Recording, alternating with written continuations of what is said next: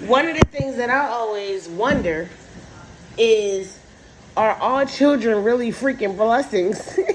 Like, is all these mofos blessings for real? Because I don't think so. What y'all think? I don't even know. I do, okay. So, I'm not one to paint everybody with the same brush. I do feel like there are situations when your kids are blessings, right? Because when you don't recognize it until, no, you recognize it right away, because your kids give you a purpose in life. They give you, they put you on a track. The average person, I'm not saying everybody, but they do put you on a track. They give you a purpose. They give you goals, to set and all that. And then when they get older and you get older, then you have somebody who, if they do the right thing, will take care of their parents. If. That's a big fat if. Yeah. So I'm not going to paint everybody and say that they're not, no situations where they are blessings. But there's definitely some situations out there. Yeah, where it's like, could you really be a blessing? Like, if, like, even, like, I don't have no kids, but, like, I hear people that have bad kids. They be stressing them out. Like, they be at work minding their own business. Next thing you know, they get a phone call from the principal. Your child did X, Y, Z. And it's like, dang, I'm trying to bust my behind and provide for you. I'm trying to do what it is that I got to do for you. And here it is, you can't stay out of trouble. But then, see, to me, you got to think about all the other things that go into why the child, what's the home life like? What's the stability like? What, you got to factor in so many different things. Not everybody is a bad seed, and not every kid is a good kid. Right. Kids could be just responding to what's going on. Yeah, because it is about nature versus nurture. Right. It is about nature versus nurture. But I was watching this video the other day, and it was this older lady, and she was discussing pretty much how certain people are supposed to be like loners in the world or childless in the world, because certain people have caught on to the idea, or that the truth, not even the idea, that when you have kids, you pretty much create karma for yourself. And that's whether your child is a good child or a bad child. Like, and when I say bad child, I don't really mean it like in that way, but like this is a relaxed discussion, so we just gonna say bad, right? But like, I think that's true. I think that kids do help you create karma, because once you become a parent, it's like, yeah, you love your children, you want to go hard for your children, you do all these things to show that you want your child to be better than you. So that's why you invested in them. But I also feel like on the flip side, your children make you so fearful. Like, they give you some of your biggest fears. You're afraid of them getting hurt. You're afraid of them getting taken advantage of. You're afraid of them not being able to defend themselves if you're not there. You're afraid of them not being able to advocate for themselves in certain situations. So they give you your biggest fears too. So it's kind of like, it is kind of karmic, because it's like, if you didn't have the kids, if you didn't create the kids, this would be something that you wouldn't have to worry about. And I'm not saying don't create kids, but what I'm saying is, if you think about it in the literal sense of karma, and then the sense that the lady was describing it in, she's sort of right. And it's interesting. And even if you think of karma, it could be good karma or bad karma, because a lot of times the kids, and this is what the big push is to break certain generational curses. When you have kids, if you are not prepared to break certain curses, it's going to continue on and reflect in your kids. Whatever, trauma the mom went through is going to reflect in her kids. And so it's always some kind of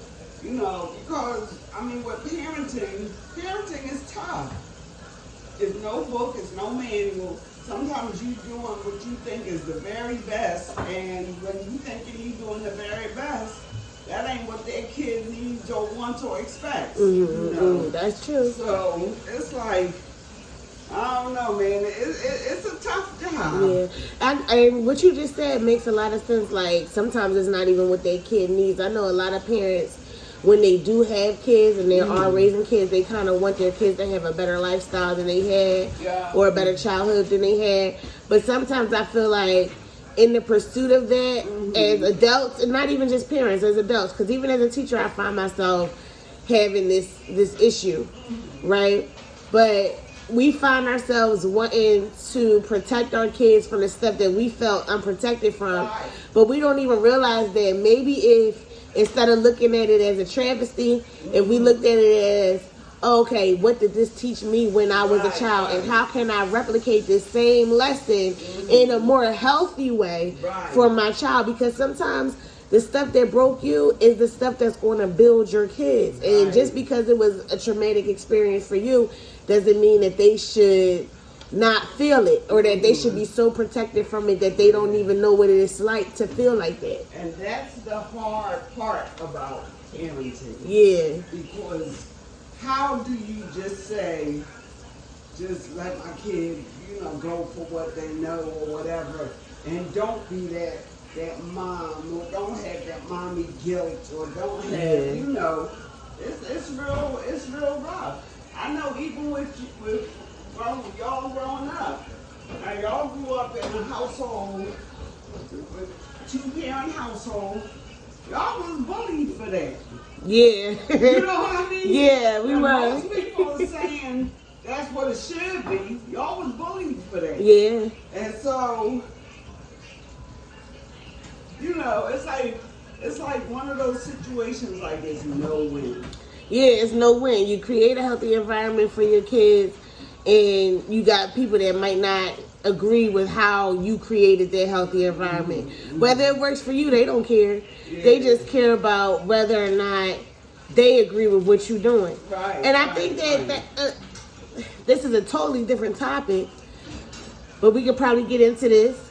I think that that's what breaks down the village. Like, we always say it takes a village to raise a child, and I do believe that, but I think that the village is always broken down by people in the village who may or may not agree with what you're doing in your segment of the village. So then, because they don't agree with what you're doing in your segment of the village, then they like want to uproot you, or whatever. And I think that is wrong. Like, even in my blog post, Society is Way Too Hard on Parents, I talk about that. Like, parents, even parents are hard on each other. Right, like, you know how tough being a parent is. You know how tough this job is. And you still going to be uber judgmental to the next parent just because maybe your child and their child got into it. Right. The other thing I hate about that, how parents can be uber,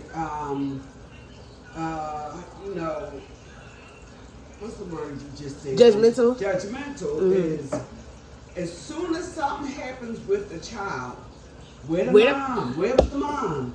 Where was the dad? That's the first thing that come out of people's mouth. It's the only person in this universe that's omnipresent, is God. Yeah. So you basically throwing darts at the parents like they're God. They're supposed to see everything and do, know everything and block every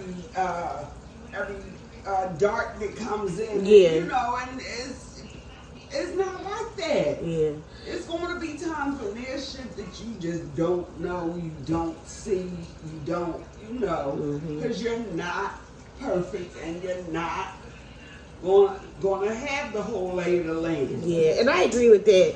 But I also feel like a lot of the reasons why people resort to that is because you do see so many parents not being proactive about stuff. Like, and this is kind of going back to the whole idea of like karmic kids, right?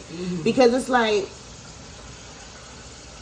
if you became a parent during a time where you knew you wasn't ready to be a parent, you knew you couldn't provide, you knew, even if you had all of the support and all of the ways to provide, but you knew your mental state wasn't 100% there. if you know that it's certain things that you lacking, you gotta know that once you bring them kids onto the earth, you bringing them into a situation where they're going to be lacking too. But see, a lot of times when people have children, that's not what's going through their mind.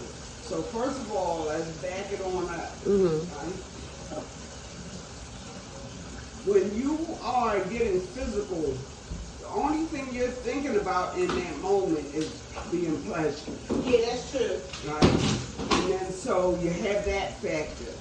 And then when you find out that you're pregnant, then a lot of women and a lot of people, and you have to go back and understand that people have different traumas. And they feel like, okay, well, I went through this, I'm not going to let my kids go through that. So they already go into parenting like they expect to be a way better parent Than the person before. Right. But you didn't go through the counseling. Exactly. You didn't go through the process that it took for you to kind of unlearn what you learned growing up and relearn it on your That's the terms. part where most people don't realize. Yeah. Right?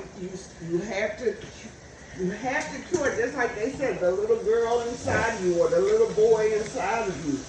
You have to cure those things first before you can bring. And that's why I'm kind of liking the fact that this generation is holding off until they're older to have kids, and because in your 20s, you still trying to get your shit together.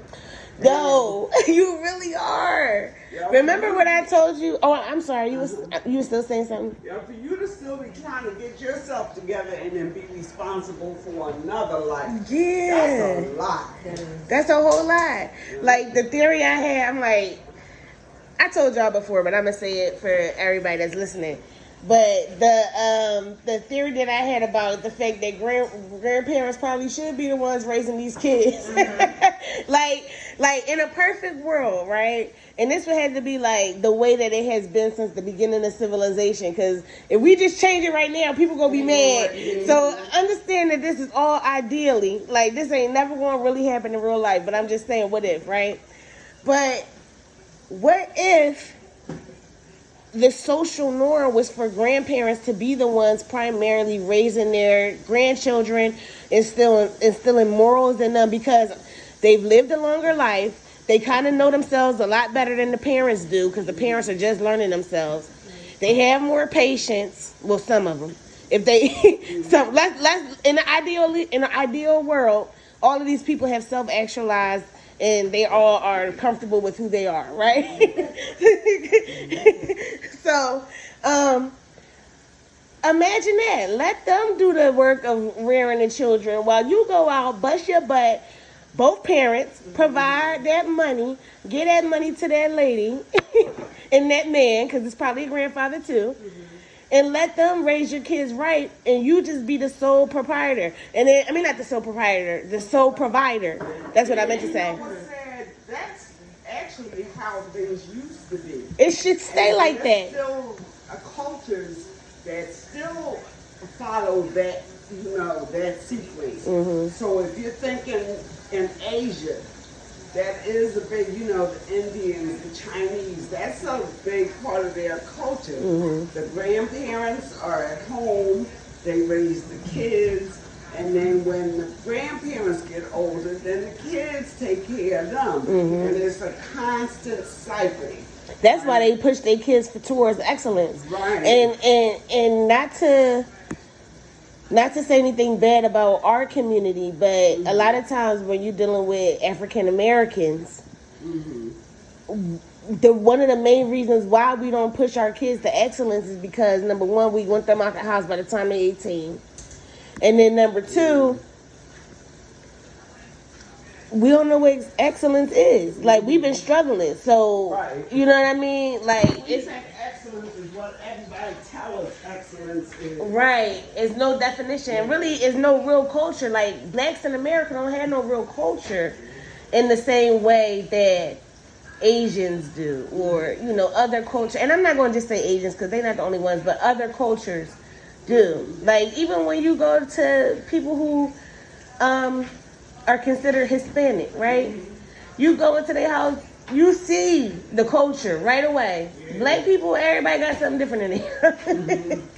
Like I'm not trying to say that we have no culture, but what I want to say is our culture can be interpreted in so many different ways. There's no solidarity, and I think that is problematic, especially now when you talk about like Black Lives Matter and stuff like that. Like you got some black people that's advocating for certain things that make sense to advocate for, and then you got people that's so behind the eight ball that they talking about stuff that don't even freaking matter, and they don't realize it.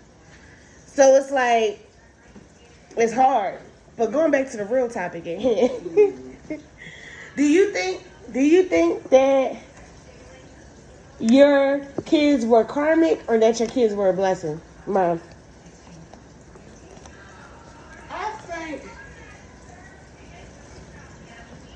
I think a combination. Okay. I really do think, honestly, a combination. I had y'all in my 20s, and if I had to do it over again, I would not have kids until I'm in my 30s or 40s. But it did make me become very responsible. I had to learn how to provide stability, for y'all, because I have y'all unstable and all over the place wasn't an option. So it tightened up some things that about me as a person, and I'm sure Dad will probably say the same. Not to speak for him, but it created certain things that was beneficial, right? I always say, people say, and this is a bad thing that blacks would say in my generation, going back, a lot of times your parents would say, I don't need you, or you'll need me before I need you, and all that dumb stuff. That's asinine. Kids need parents just like parents need their kids. And so if that alone could be understood, I feel like, things were probably, we would look at parenthood a little different, right? The other part now, there's things that I've learned that affected y'all, growing up, and now I'm like, dang, now that I know this, I would do that different, I would do this. I ain't got nobody to do it all. Y'all already grown. We ain't having no kids either. I don't know about them grandchildren you talking about. So that, you know what I mean? Like, and I do understand why people say grandkids is their chance to get it right. I've heard people say that too, and that is true. There would be a chance to get what you didn't get right with your own, to get it right with your grandkids. But I don't know. I do believe it's a combination. I feel like I took on the role of being a mom, and I put so much into it that I lost myself. And that's where I would have to be like right now, I'm at a point in my life where I don't want to do shit. Go to work and come home, sit in my lazy boy. I really don't want to do nothing other than that, because I'm so exhausted from life. Yo, they say it takes years to recuperate from burnout. Yo, I'm so exhausted from life. And not only that, but, and this is something everybody, when they talk about having a baby, what they talk about, the labor pains, the pain. Man, in my case, the pain was nothing. I had both of y'all in an hour of my first contraction. The contraction never felt any worse than a bad menstrual cycle. And, my problems came after I had those. Ain't nobody said that. You know what I mean? Nobody told me anything about that. My body went into shock after I had you. Like literally shocked? Literally shocked. What happened? Yes. How did it happen? Hypothermia. My temperature. But they do say when a woman gives birth, she's the closest to death. You know, I was freezing cold. They couldn't get my blood pressure up. Man, it was crazy. They had to put me under the electric blanket to try to get my temperature up. And yeah, I had to get all these IV fluids and stuff to get my, you know. But I say all that to say this. It's hard to recuperate from having a child. So you realize, okay, so you had the baby. Nobody talk about their period. I remember feeling like I was here, but I was having an out-of-body experience. Nobody tells you any of that. Nobody prepares you for any of that. And there's no way for you to prepare if nobody talk about it. Right. Nobody was talking about postpartum depression. That's another issue. You know, it's just, it's. She had me in the 90s, y'all, just to give y'all some context. Me and my sister. I'm 91, my sister's 95.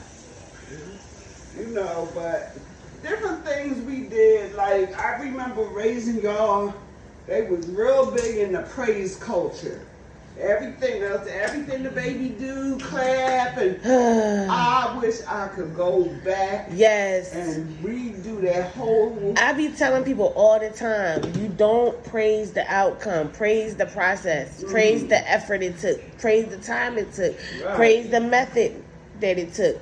But praising the outcome is a lot, and I hate to say this, but us millennials, if that is what was being pushed when we were younger, that is exactly the reason why millennials act the way they act. Yeah, with their instant gratification. With their instant gratification. Is no, and that's why everybody put everything on social media. Yeah, there's no resilience. Like, all right, I got this goal. I'm gonna fight for this goal. I might get knocked down, but I'm gonna get up and punch it in. Yeah. You know what I mean? None of that is because you want it now. Yep. And if millennials think they have that issue, it's worse with the Gen Z. I mean, Gen Z. Are they Gen Z? Yeah. Them no. But you know what? I'm all right with Gen Z. Gen Z low key cracks me up. It's them alphas, like the ones that we are primarily raising. Because the Gen Zs, they can't, like, they younger than us. Like, they are young boys, but we didn't raise them. Our millennials are currently raising these alphas. We are doing them a grave disservice. Like, and that's why those are the little niggas that made me wonder, are children really a blessing? Because it's like, what's going on? It's really, but you know, it's funny in life how one thing affects another. Part of the problem with us in the United States is our culture. Is that constant moving, going, capitalism. Gotta get that, and that is not good for everyone. I honestly think, not to cut you off, I honestly think that in some ways, teaching your children how to thrive in a capitalistic society is beneficial to them in the long run, because it's like, ain't nothing going to change. This is global. This ain't just in America. People think it's just America, but it's global. Yeah, he coming. Honestly, if we want our children to be excellent, and if we want them to have a chance at upward mobility, survival for that matter, not even upward mobility, but just survival, you do have to teach them how to maintain themselves in a capitalistic society. They do have to understand what it means to be competitive. They do have to understand what it means to be a cut above the rest, right? So, and then you have to give them the opportunities to know what that experience feels like. So you have to make sure that they feel competent in certain things. You got to make sure that they feel educated. You got to make sure that they're well versed and that they can actually communicate and express themselves, because you have so many people that have issues with that. You know what I mean? So it's like, as much as I think that the way things are can be detrimental to people, I also believe that it could be beneficial if we channel it the right way. Mm-hmm. But like, if I'm a parent and if I got to spend most of my time at work so I could provide for you, when am I going to be able to teach you how to thrive in a capitalistic society? I'm in a rat race myself. And that's the thing. That's the problem. And that's why it will be wonderful if we could go back to that multi-generational living where, you know, grandparents are involved in raising the kids. Mom and dad is working, but there's stability in the home for the kids. That would be awesome. Mm-hmm. But that's part of the problem. Like, our kids come home from school, they got to let themselves in. They have, you know, they doing their homework by themselves. Or they got to do it with a parent that just got off of work and they tired. Exactly. And that's why they like, if Johnny had 2 apples, because they mad, then the new math. I used to teach pre-K, but if I was to teach the higher grades, there's no way in the world I'm sending home math homework because I know y'all parents don't know how to do it. Because, and it's not even a shot at them, it's a shot at the way that the curriculum is written. Mm-hmm. They're not going to know how to do it because this is really some bull crap. Mm-hmm. And then not only that, but now I'm sending you home with some homework that's going to make you think that your parent is stupid. So now, because you think your parent is stupid, you probably going to think it's okay to disrespect your parent. I ain't sending that math homework home with you. Nope.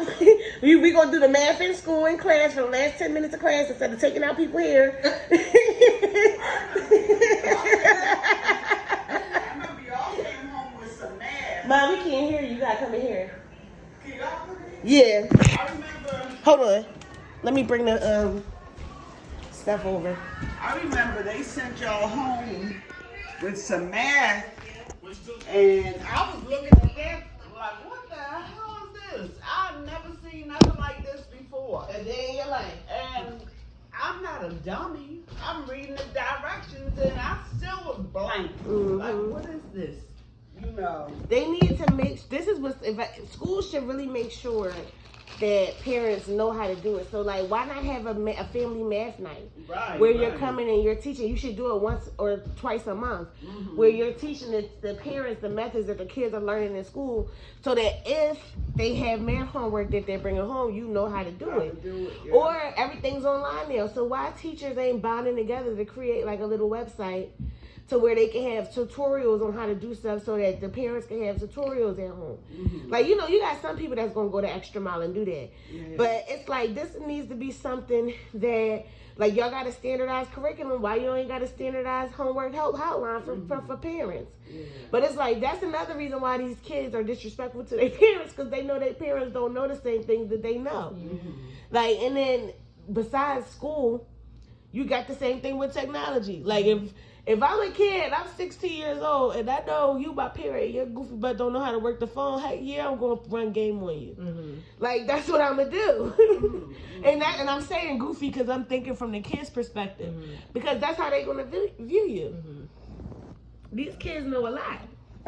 Yeah, they do know a lot. They know stuff that we can't even imagine that they know. Mm-hmm. You know. But it's the superintendent, remember the superintendent I always tell y'all about from Philly? He was the superintendent during the 70s.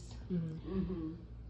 He was so ahead of his time, y'all. It's crazy. But he was pretty much saying that, like, he wrote an article. And the article was pretty much saying that, like, teachers and parents, any adults that's working with kids, you have to be with it.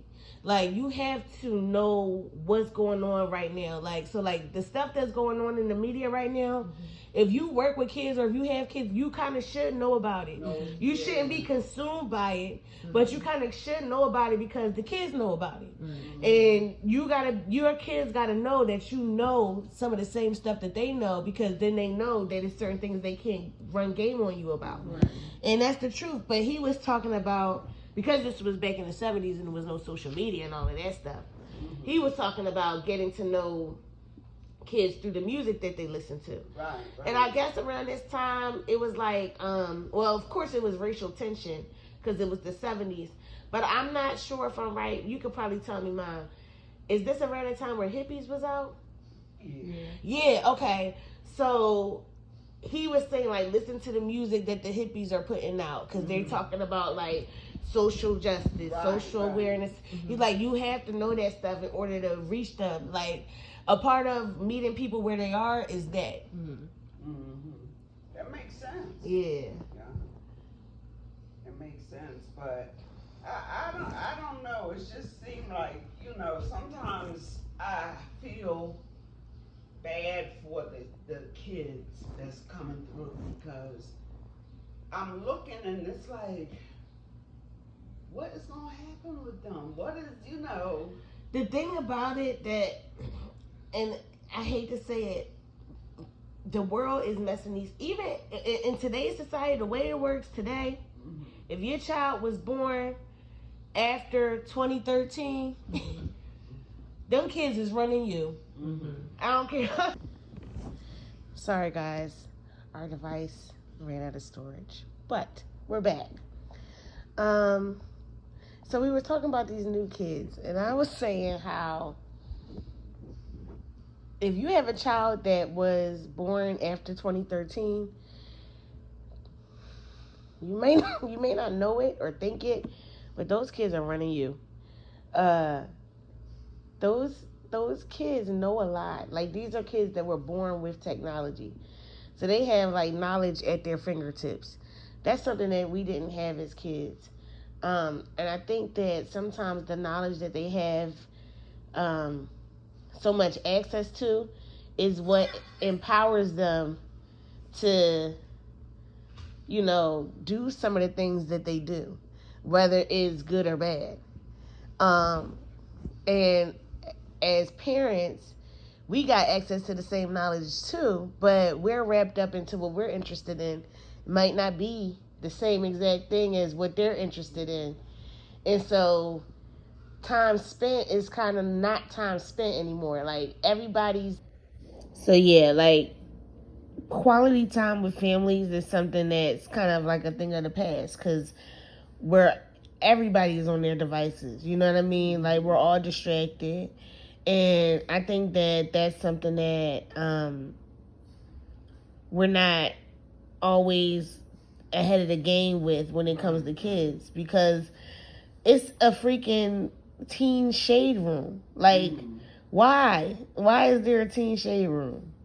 Why do kids have to consume some of the pointless information that they share? I knew they had a teen shade room, but I wonder what kind of information are they departing to the teens? Some nonsense, like when all that Blueface and Krishan stuff was out, that was one of the main things they were pushing out. A lot of the new rappers, new up and coming rappers, they post about, which may or may not be a good thing depending on what the person rapping about. A lot of the relationships, like the little younger people, they post about those relationships and the people that's going viral, and it's just like a lot, like pretty much the same stuff that they post for adults, they posting for kids too. Like it's nothing motivational for the kids. It's no like, hey, let's talk about career paths. Hey, let's talk about this. Let's talk about that. Like stuff that kids need to really learn about. They not talking about it, and I'm pretty sure it's because the kids probably wouldn't be interested in that. Like I'm pretty sure if there was a page like that exists where they were giving kids positive information, it probably would have way less followers than this shade room. But it's like that's crazy. Like, why is it like that? And then again, like I think that because they have like social media and stuff that we didn't have, like back in the day, ADHD existed, and you always had that one child that you knew was on Ritalin or whatever the medication was in the 90s. But like nowadays, it's like I have to wonder, do all these daggone kids have ADHD? Because nobody can pay attention for a long period of time anymore because of the fact that when they're idle, they don't have to think. They're just on their phone scrolling. So it's like it kind of shortens everybody's attention span. Mm-hmm. Adults too, because I ain't gonna lie, Yeah. it's times when I've been doing stuff, and as soon as I get a little break, I'm right on my phone. Yup, and it's so easy to get into that, with the phone, because I do it. Mm-hmm. So, But these kids is like, they're doing it like, that's like becoming a part of their nature. And again, you got kids, like I said, if they was born after 2013, parents, y'all pretty much, yeah, they running y'all, because it's babies that could work phones like crazy. You know what I mean? yeah. Babies. And I know some people would like to say that it's because of the rise in autism, but a lot of these kids are not autistic, and they are very well versed with the phones. With the phone, yeah. You know what I mean? It comes like second nature to them almost. Mm-hmm. Now, ask a kid to run or skip, they have problems with that. You know, it's kids that don't know how to skip. That's crazy. It's kids that really cannot physically skip. And ever since I started KG Ready, I'm realizing it. Like, oh, wow, we need to really be working on kids' gross motor development, because some kids really can't do certain things. Wow. Yeah. Especially And these kids that was in the house for social distancing with the pandemic. That's what I was going to say, too. I'm like, when you, the kids miss so much during COVID, but when you think about gross motor skills and even your fine motor skills, kids need to develop that before the age of, 11 or 12? For real, 5. Right, yeah, that age, but is connected to that brain. Once the area of the brain is developed, is usually around 12. I think it's the cerebellum. Mm-hmm. Once that's developed, you're not going to get kids to learn those, skipping, balancing, doing that kind of stuff. That's why you have a lot of adults that feel like they uncoordinated. Exactly. Because they weren't challenged in those areas when they were younger. Yeah, I know I'm very uncoordinated, and I know that's why, because I didn't have anything, to help with that when I was younger. But, yeah, that's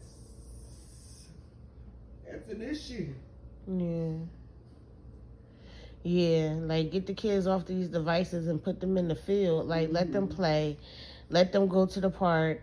And then I think the other thing about it is parents are kind of lazy. Not all, but like we all know that if you got a busy schedule, sometimes taking your kids to the park is a chore, right? But instead of just giving in to, oh, I don't feel like doing this, or, oh, I don't have time to do this, challenge yourself to push yourself out your comfort zone and be like, yeah, I'm going to take my kids to the park today, because that stuff matters. For one, it's giving you and your child a chance to bond. For two, it's giving you a chance to observe your child and to see how they approach certain things. Are they the type of kids that are going to keep trying something until they master it? Or are they the type of kids that's going to try it one time, get frustrated, and give up? If so, you got to be the one that's going to notice that and then go in and intervene and guide your child through the process of not being, for lack of better words, a little wimp. Like, you got to help them be stronger. You got to help them, you just got to step in. Right. So if you don't give yourselves the opportunities to experience things like that with your child, it's going to be certain things about your child's character that you're not going to know about because you didn't expose yourself or your child to the experience. Like, even with conflict resolution, you might be on the playground, you might see your child playing with other kids.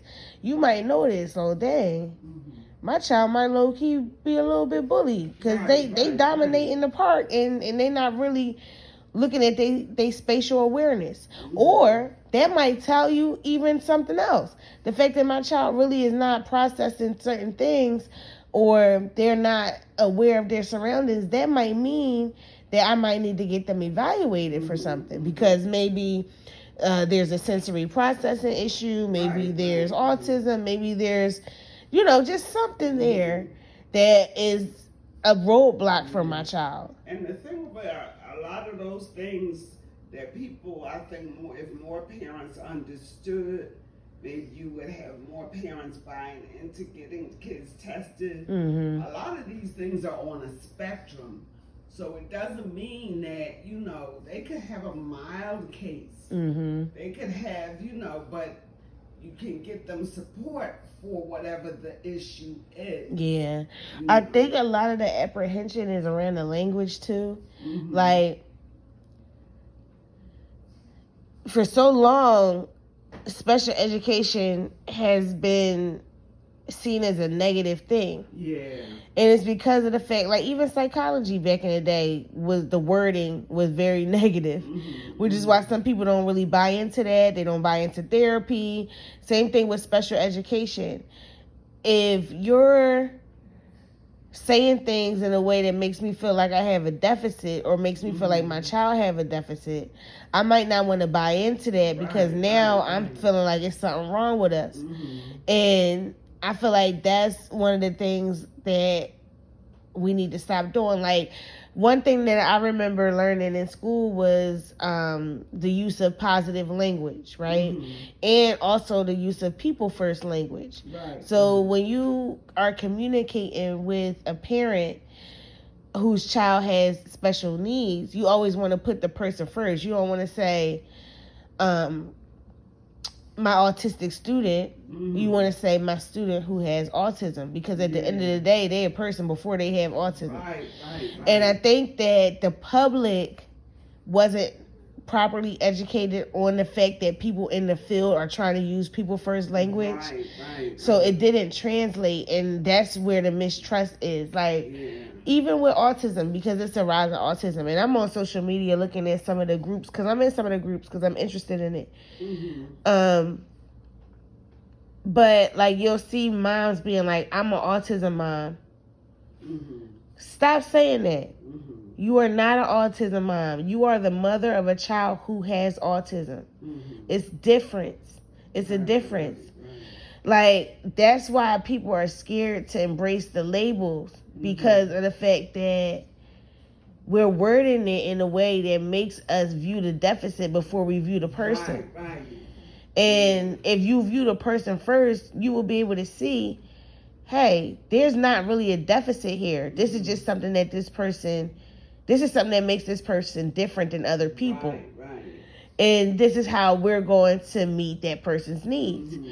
As a parent, it's easier for me to want to get my child help from a person that understands the importance of using people first language and positive language.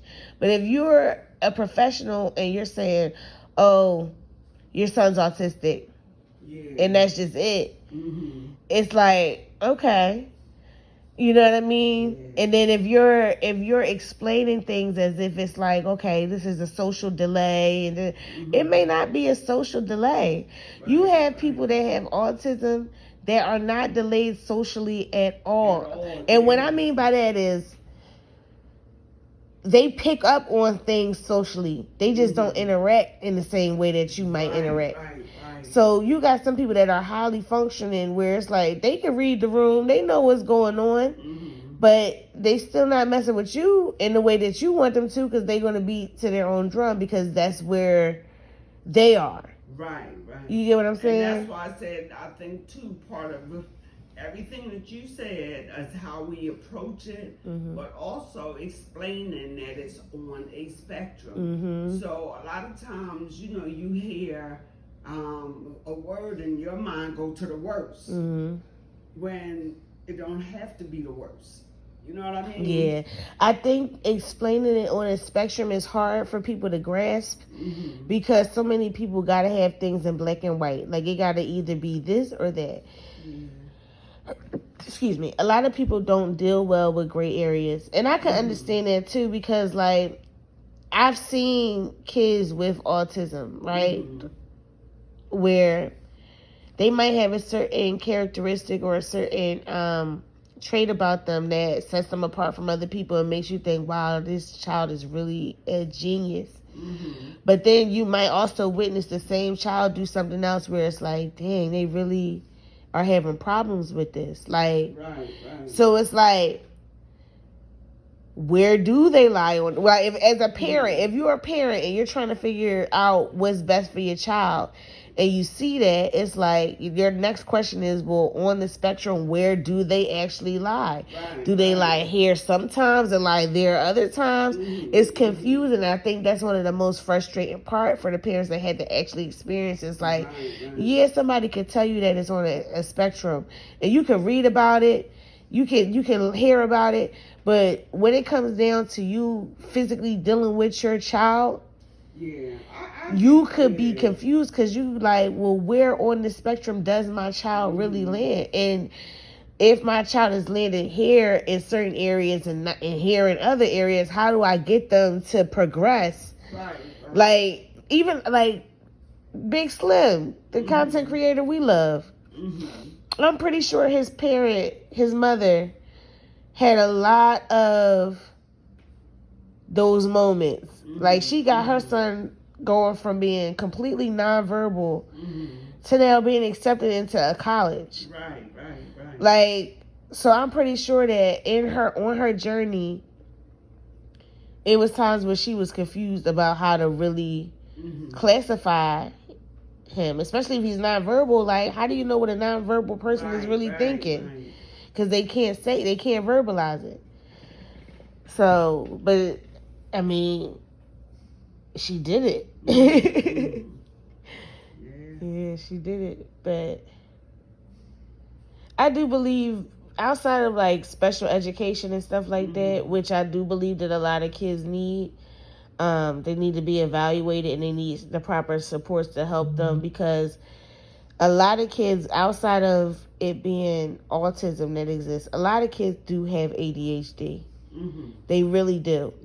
And I do believe that most of the reason why they have ADHD is because, again, they was born with technology. Like, if they was born after 2013, it's a wrap. Like, shoot, sometimes I'm not gonna lie, I have self-diagnosed myself with ADHD. And I tell my students that all the time. I be like, y'all, I have adult attention deficit disorder.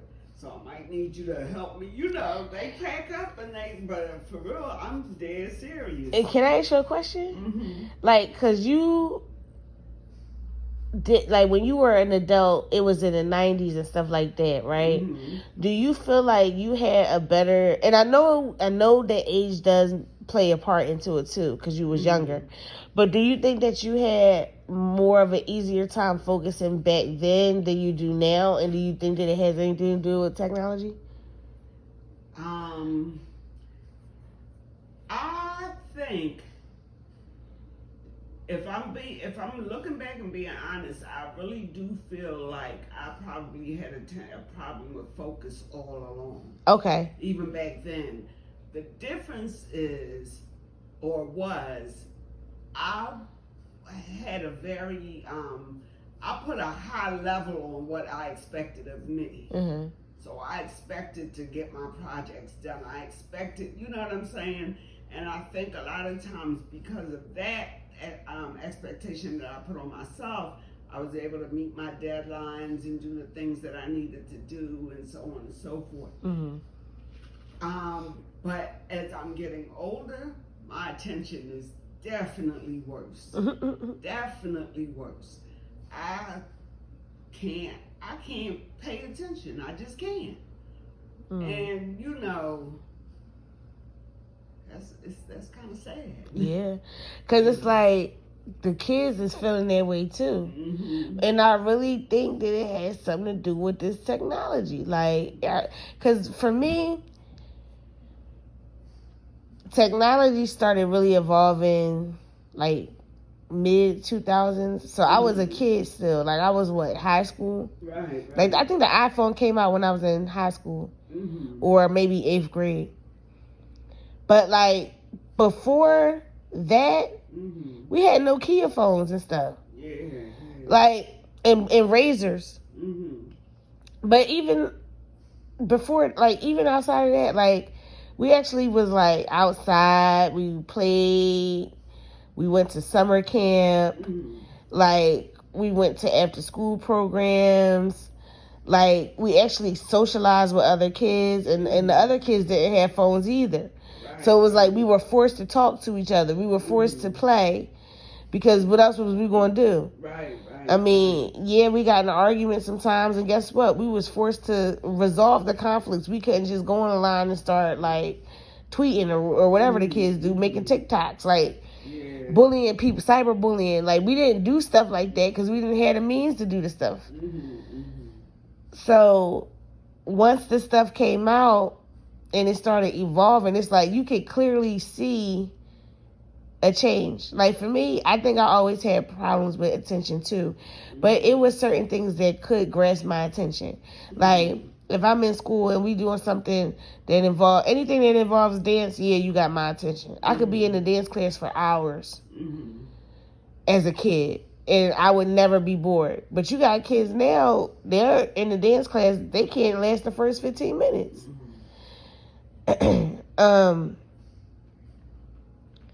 But, like, it was certain things that it would appeal to my interest. But with social media, I find myself scrolling a lot. I find myself scrolling a lot. For me, I scroll a lot, but because I teach adults, I do teach with a lot of pop culture, and when I teach certain things, like when I'm in the nursing lab and I'm teaching sterile technique, and I tell the students, hands, your hands have to be above your waist at all times. It can't go below your waist. And I'll be like, if it's up, then it's stuck. And they get a kick out of that, but I know that it helps them to retain it. But I gotta stay in that groove too, so that, the other day I said something, I was like, oh my goodness, I don't know it might have been Diddy's situation. I was like, this Diddy situation got me in a chokehold. And they was cracking up, but that's kind of like the stuff that Mark Shedd was talking about. The superintendent I was telling you about. Yeah. Staying with it. Like, they know you're going to be with it. They know they can trust what you're saying because you know something that they know. Right. So if they feel like you know something that they know, then obviously you know what you're talking about when you talking about what you know. Right. So that's why they feel like they can learn from you. Yeah. The other day we were talking about the Drake and Kendrick beef. It's first when my new students, they be like, how you know that? How you know about that? But then they realize that I do know, and they appreciate it. Yeah. But we got some work to do for these children. We do. And the sad part about it is that so many people are not going into the field of education like that anymore. And even if people become certified teachers, they're not staying. Yeah. Like I said, and we have a program for nurses, for students who already have a bachelor's degree. And they can come to, college and get their nursing. And last week was our first week meeting for our summer 1 session. And what I'm telling you, that I had at least 4 to 5 students in my class who said that they taught in the school district at some point, and they just could not do it, and they left. And I was like, wow. It's bad. That is horrible. It's bad. It's horrible. It's bad. Like, as a country, for one, we need to pay teachers much better. Yes. But not even just pay. We need to give them support. The proper support that they need. But see, and I hate to cut you off because I'm agreeing with you for sure. But I think that the one thing that gets in the way of teachers getting support is the fact that people who come into the profession into the industry of public education or what have you, everybody sees the problem. Everybody sees the same problem. But because everybody comes from different backgrounds, and whether it's race, gender, socioeconomic status, sexuality, whatever. And I'm talking about just the power players, like the people at the top, the administrators, the people who are supposed to be supporting the teachers, right? Everybody identifies the problem. We could all recognize what the problem is, but because everybody has different backgrounds, they approach the problem differently. Or they see the problem differently, or they interpret the problem differently. The other part is there's a big push for like this whole like accountability when it comes to schools. And so a lot of people don't know where to properly place accountability. Is your first instinct to place the accountability on a teacher? Is your first instinct to place the accountability on the parents? Are you going to hold the kids accountable? Are you going to hold yourselves accountable as admin? Because most of the times that's really what needs to be happening. But because that's not what the bottom line is, and that's not where the trickle down is happening, the accountability is going to be placed somewhere below them. Right. You know what I mean? And that's the bull crap. Like, I think that's the part that makes teachers feel unsupported is really the admin. It's the admin, and it's the way that they see problems and the way that they approach the problems. It's all wrong. And then a lot of the admins are really just trying to do whatever the district is telling them to do or whatever the state is telling them to do. So for real, it's national.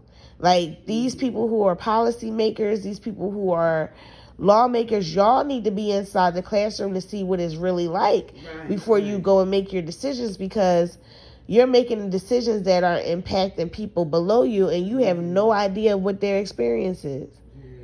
And I think that that's the problem. Like, everybody in the education system is trying to do what's best for the kids. Now, I ain't gonna say everybody, but mostly everybody. But if I'm coming onto the job and I might have a little bit of prejudice in me, I might not be as supportive to the next teacher as I could, because that teacher might be somebody that I'm prejudiced against. And this is on a teacher level and on the admin level. If I'm coming in and I'm showing that I'm anti-gay, not that you have your own opinion, because I think that people can have their own opinions about that. But if you're showing that you're anti, like you're saying like things that are like offensive to people, maybe people ain't going to support you. And maybe that's something you can't necessarily cry about. Like,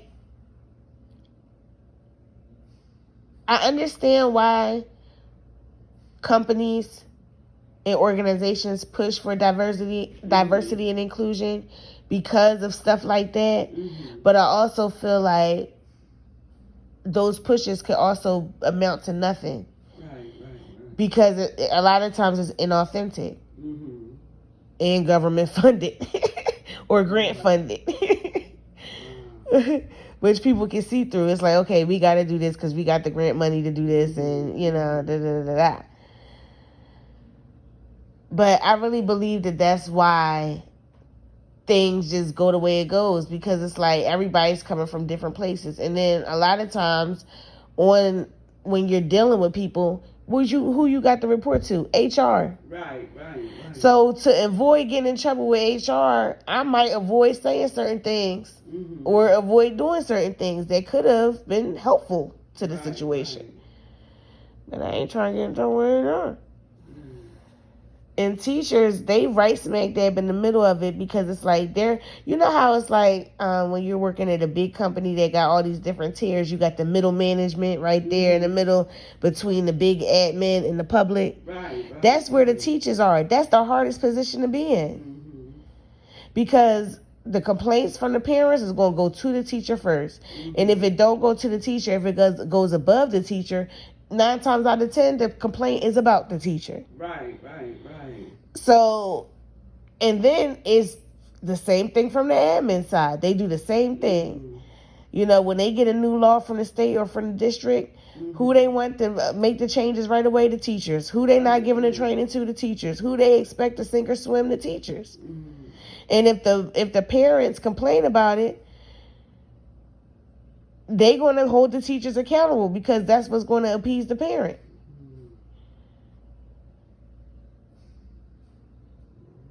And so kids know that too. Kids know that too. Like a couple years ago on YouTube, and this is where I'm going to go back to the whole thing we started talking about. Are kids really blessings? Because some of these little mofos is bad.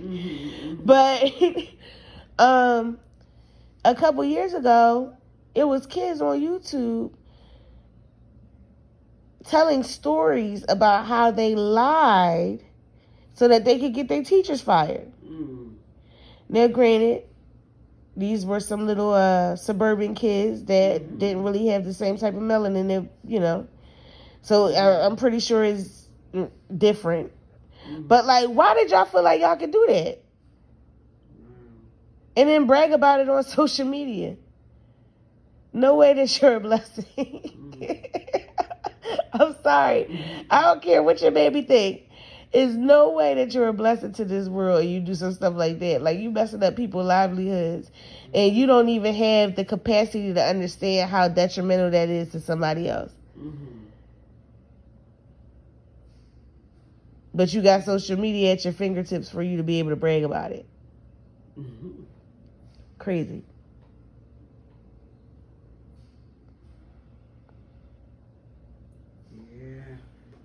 I don't know. We got some things to think about as a society. Yeah. First thing we need to think about is maybe we shouldn't keep having these dang on kids. Like, maybe everybody shouldn't do it. Think before you do it. That's all I'm going to say. I'm going to say don't do it. I ain't going to say don't do it, but I'm going to say think before you do it. Like, for me personally, I know for a fact I don't want to have kids unless I have multiple streams of income and a sound, solid mind, meaning I have no worries and no stressors that I can't handle. Because if those two things are not there, I'm not going to be able to be my best. Like, did y'all see? And I'm not advocating for this girl at all because her story is kind of suspect. And there's certain things that ain't right about her story. But I'm going to still say what the story is. The girl who gave her kids up to CPS. Right. If she really didn't have all the support that she's saying, I could understand why she would do that. I was looking at a grandmother was on TikTok commenting about that story. And she said that she actually respect her for giving the kids up because she said she had 5 boys of her own that she was raising, and you as a parent, when you know you at the end and don't really have any help and this and that and the third, she said you can either have your kids go through the gutter with you or go through, that's going to impact your kids.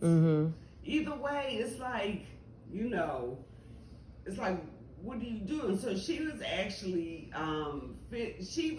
giving her credit for giving the kids up. So that the kids wouldn't see their mom going through whatever she has to go through to get herself back together. Right.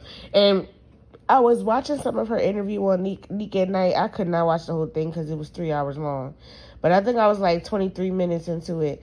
And the girl was saying how she had experienced homelessness with her children. She had experienced losing it all and getting it back multiple times. And so her thought process with this was that I'm not going to lose it all again. I'm going to maintain it. I'm going to get it and maintain it. And so in order for me to do that, I got to kind of have a break from my kids and worry about what I'm doing, in order to maintain it.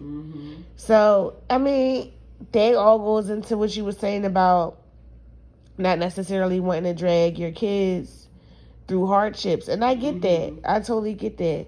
With the girl, I want to see more of her story because apparently, and I don't know if this is true or not, but she's being accused of being involved in the murder of one of her baby dads. So that's why it's hard for me to be like, that's why it's hard for me to be like, I'm going to advocate for the girl. Because I really don't know much about the story. I don't know if the mom is saying that because that's really what happened or if that's what she feels is, you get what I'm saying? Right. So I don't know. But, and then even the girl, like I listened to some of her interview and I did sense that she has a hard time taking accountability for certain things. Like for one thing that made me question her is when she said that her kids got taken off the roster for daycare and she had no idea as to why. Usually when the kids get taken off the roster from daycare is because their copay isn't paid. And usually the copay is on the parents because the state puts their part in, but if the parent is not doing a copay, then the state is going to give the funding to a parent who is going to pay their copay. Right. So I don't know if she had backed up charges, and that's the reason why her kids were taken off the roster. But the fact that she was so adamant about not knowing why they were taken off the roster, it kind of gave Well, she did say that it wasn't even the daycare that took the kids off. It was the agency. Right, and they'll do that. The agency will do that if you're not paying your copay. Like, if they see that you're not paying your copay, and if the daycare is reporting that you're not paying your copay, they're going to get a state funding to somebody else. Right. And I think that she had a very hard time answering those questions, which makes me feel like she was leaving something out the story because she was dancing all around the question. Another question that they asked her, because she claims that the kids are not in the custody of CPS. That's what she said, but they asked her where are her kids, like did you place them in a place or did CPS place them? She said she placed them, but she said CPS knows where they are. So it's like, are you not understanding the question or are you not answering the question straight? Because you may have picked out the place that the kids were going to, but they're still placed through CPS. Yes, yeah. So it's like you can't say that they're not with CPS because they are. So it's like it makes me wonder if she and I know, and I'm just being honest because I have worked with parents who are like her because she even mentioned, she said we live in the hood, we're from the hood. So I've worked with parents who live in the hood, and sometimes when you asking questions, they don't always understand the question. Right. And that's just honest. They don't always understand what you mean when you asking certain things.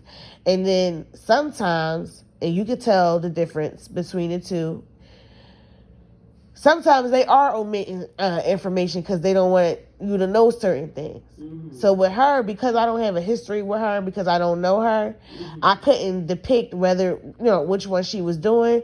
But as I was listening to her, I said one of the two is happening because you can just tell. So I don't know about the girl. I'm gonna keep looking at the video. And I'm going to keep looking more into what the mom is saying about her son that got killed. But so is she being really investigated or is this just... Yeah, she's being investigated. She even said it. She said it because now she's doing interviews. Like I said, she was doing the interview with Nick at Night. But she's done other interviews as well. And on the interviews, she's talking about it. And she's acting like she's free and clear. But I don't know if she's free and clear. So I wouldn't be surprised if in a couple months we hear a follow-up to this daggone story. Because it's definitely more to the story than she just took her kids to CPS in the middle of the night and dropped them off because she needed help. It's more to the story than that. And an old clip of her and the guy that she allegedly unalived,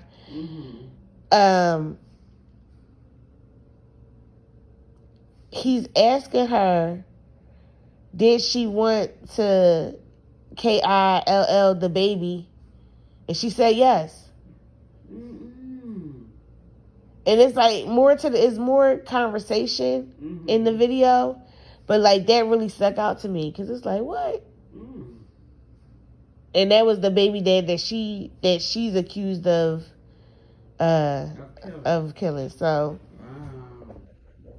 yeah, it's kind of crazy. The one thing I will say from the little bit I did here, she's a fast talker. She's a fast talker. I'm scared of fast talkers. And she talk in circles. That's why I said I don't really know about the girl. Like, I'm not going to advocate for her, but I'm just going to look at the situation. I can't understand why a single mother in today's climate would feel pushed to send their kids to CPS or DHS, whatever they call it in your state. And I also would prefer for a mother to do that than to do what freaking Mercedes did.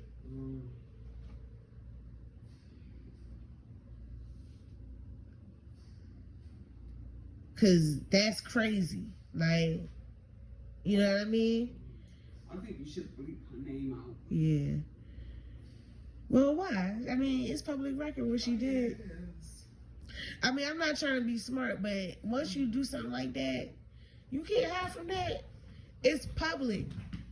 Her name and face is plastered. Yeah, I mean, you can't do stuff like that to your kids. You just can't. I'll tell you. But I would rather see a child go to CPS than to be abused or starved or killed or whatever. Like, that's unacceptable. That's unacceptable.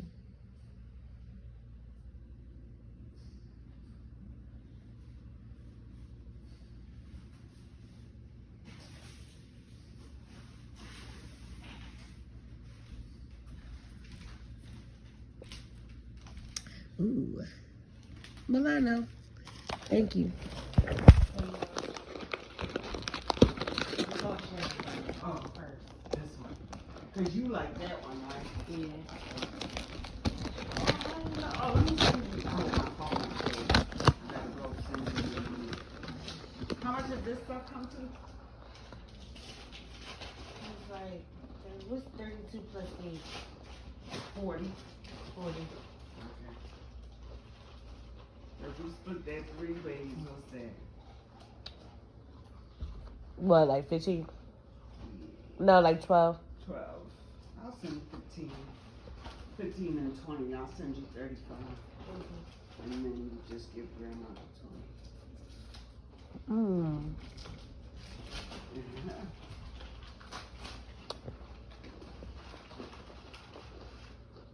20. Yeah.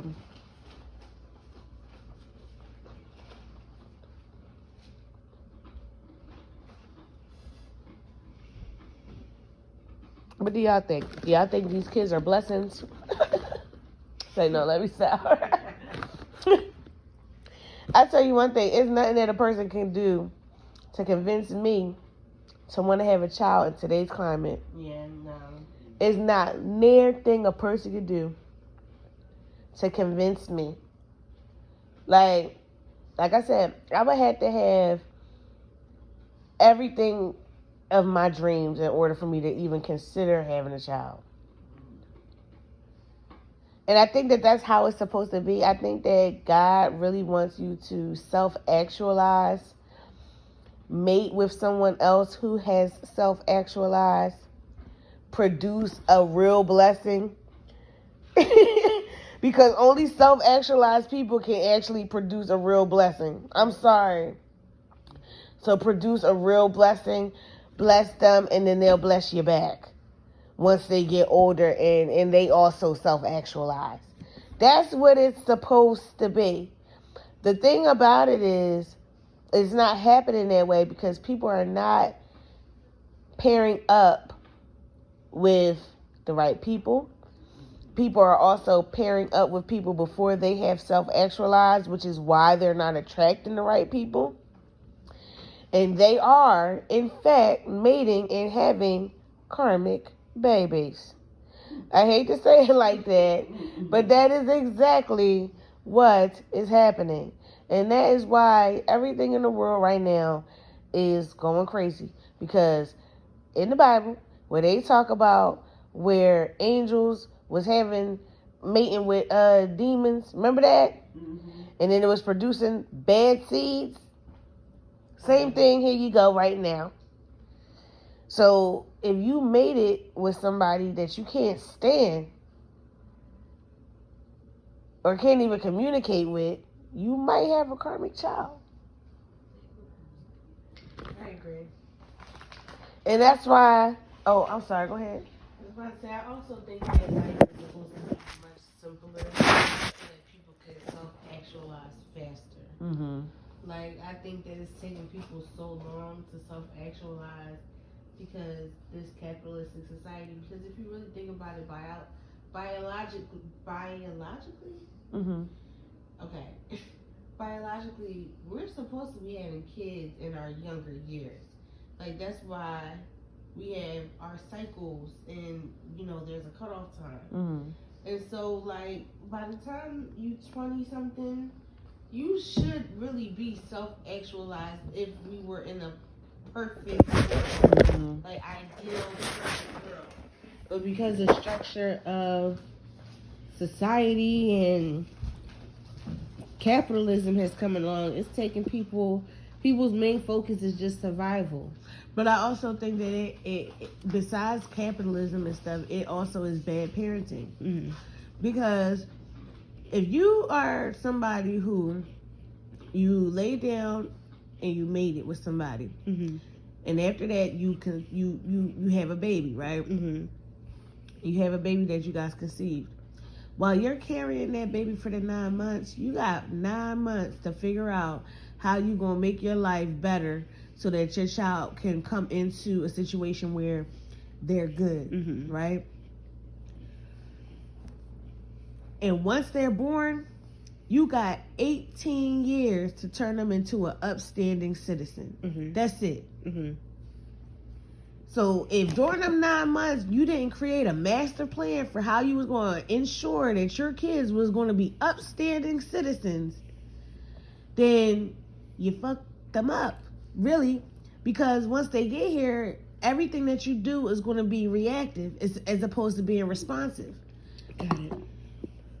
Nothing is proactive because everything was done fast. Yeah. That is what's slowing down people's ability to self-actualize. They having kids before they ready. They having kids before they know each other, before they know themselves, and before they know each other. Everybody's hot. Mm-hmm. Everybody's giving into their own pleasures. Mm-hmm. And that's the reason why, like, it ain't got nothing to do with capitalism. Like, maybe capitalism does create sectors of the world where people are so distracted and so poverty stricken that the only thing that they want to do is have sex and produce babies. So maybe we can blame capitalism for that. But at the same time, it's still on an individual level. You chose to have a child before you were self-actualized. You got to turn this child into an upstanding citizen. You're not even halfway decent of a citizen. So what you gonna really teach him?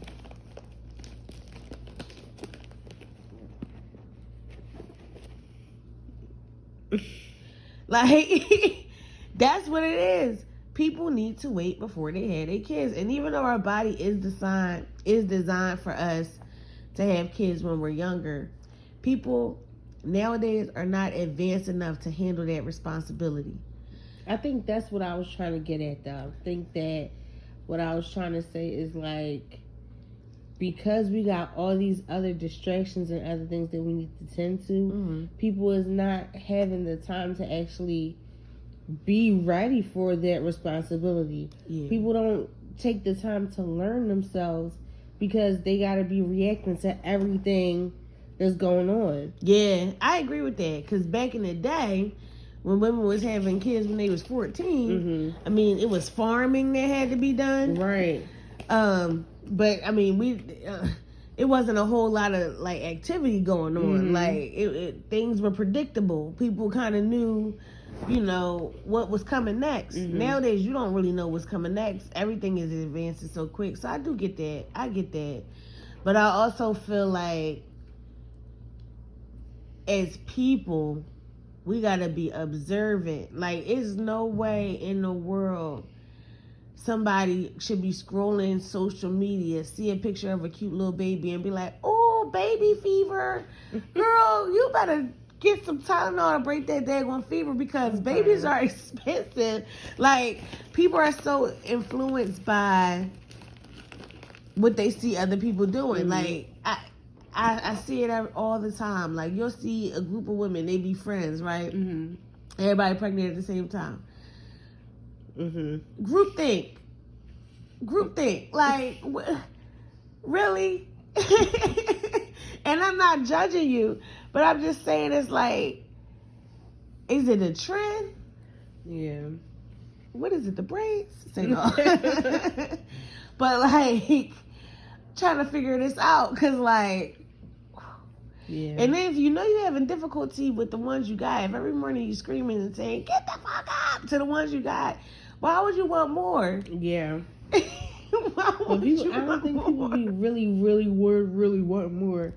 I think they be really wanting to have sex. They ain't really time it out.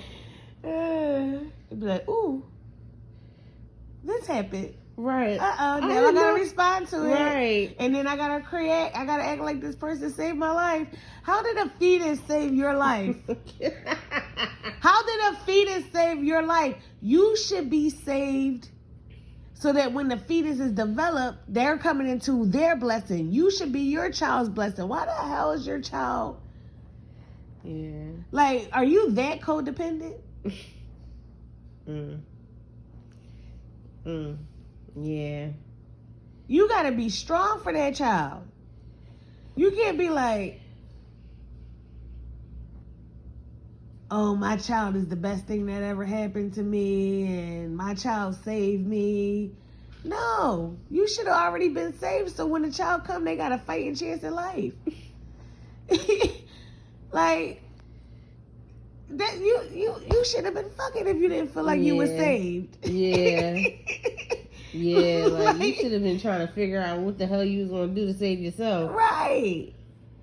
Like, and then the pressure that puts on the child. Yeah, that puts a lot of pressure on the child. Like, imagine being young, you don't know nothing about life, and your parents talking about some, oh, you saved me, you made me a better person. I'm gonna look at you like, okay, when you gonna make me a better person? Because I don't know shit.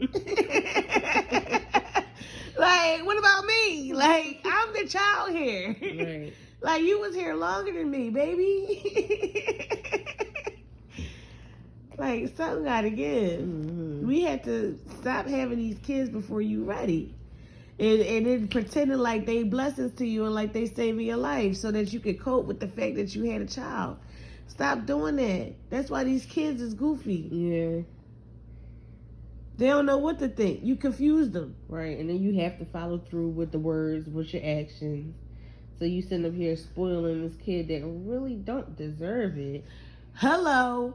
These kids is getting spoiled left and right, and they don't deserve it. And the only reason why they getting spoiled is so, number one, their parents don't feel like they passing on their childhood trauma to their kids.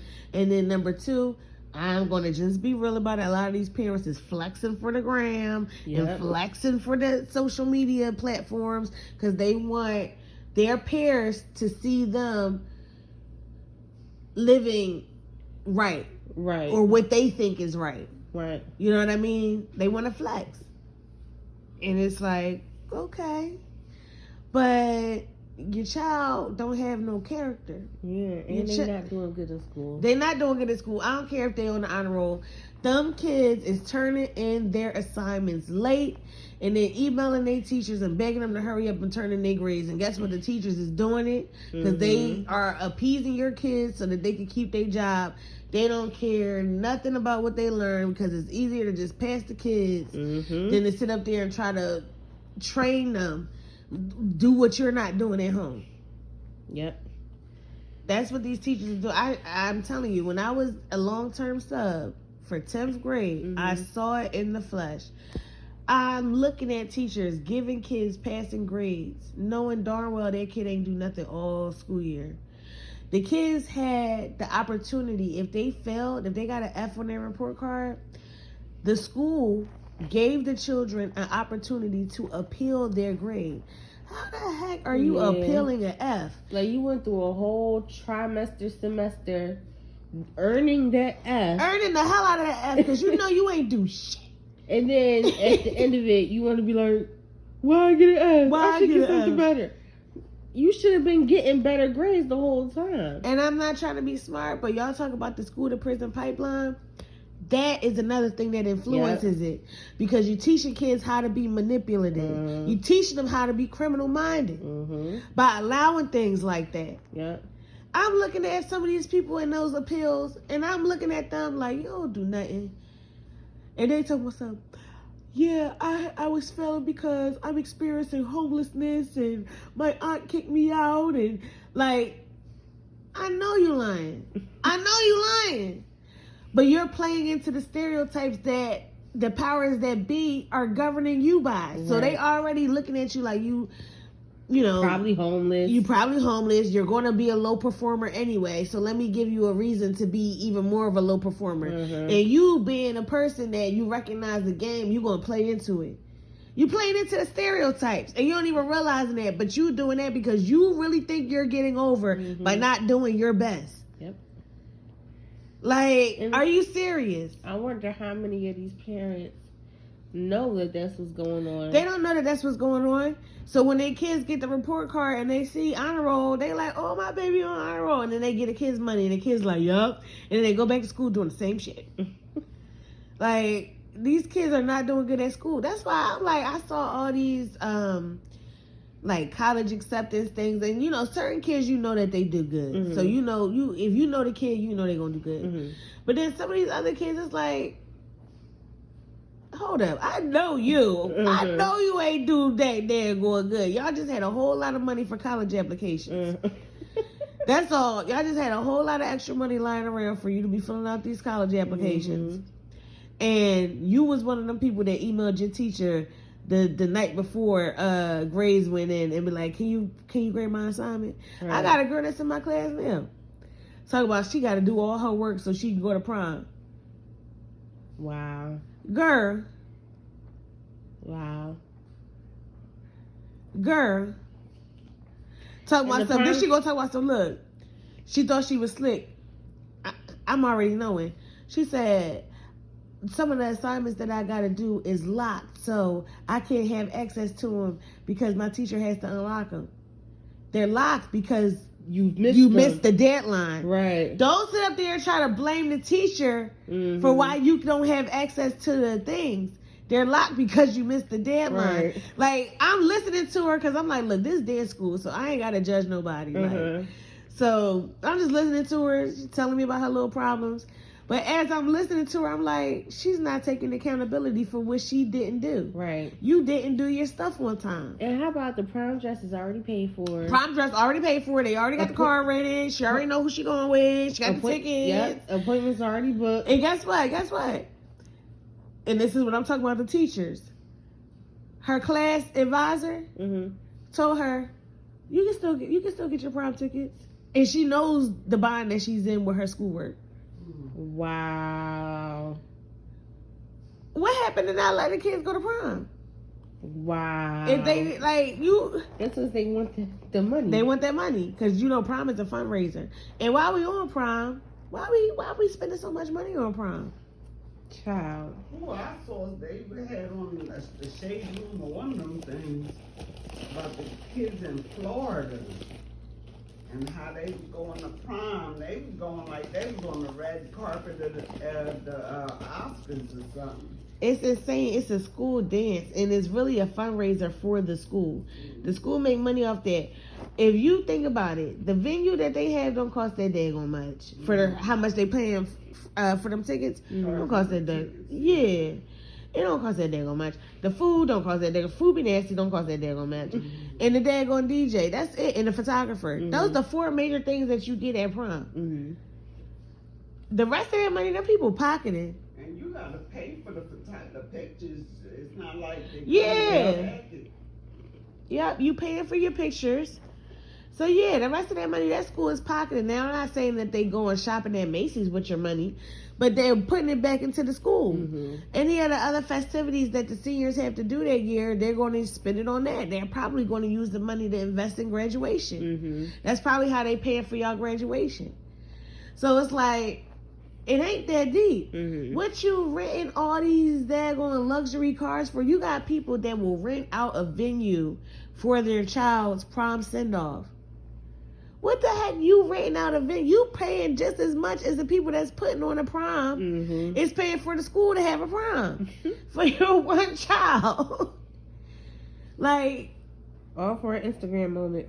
All for an Instagram moment. And it was this TikTok of this white little boy. And you know how sometimes white people do when they try to act like they think that what we do is so cool, but really what you're doing is you low-key mocking, right? Yeah. He was low-key mocking black parents in prom. I saw that. And the clip, I'm like, damn. Yeah. I'm like, damn. Like, that's a shame that he's saying that like he ain't lying. And I'm mad it's coming from him, but he's not lying.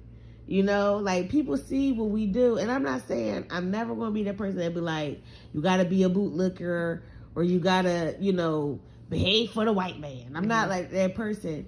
But I am a person that's common sense, right? And if we want the world to understand that Black Lives Matter, and if we want the world to see black people as more than just a stereotype, I do believe that you have to stop playing into the stereotypes. I just think that's common sense. I just think that's common sense. I don't think that it has anything to do with being Uncle Tom or nothing. Because when I talk to white people, the same voice I'm using right now is the same voice I have when I'm talking to white people. I'm not changing my tone up for you. I'm not going to try to sound like you to fit in with you. You know, I don't have those issues because I've been dealing with white people since I was in the 3rd grade. So I'm not worried about them. But I do believe that if you want to be taken serious by the masses, regardless of their race or your race, you can't play into certain stereotypes. You just can't. It would be counterproductive.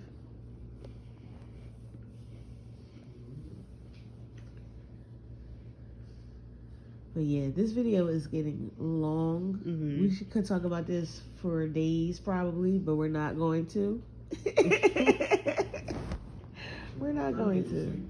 Yeah, me too. And I'm ready to chill. Yeah, me too. And watch some Real Housewives of New Jersey. Me too. You out? You don't want to watch Housewives?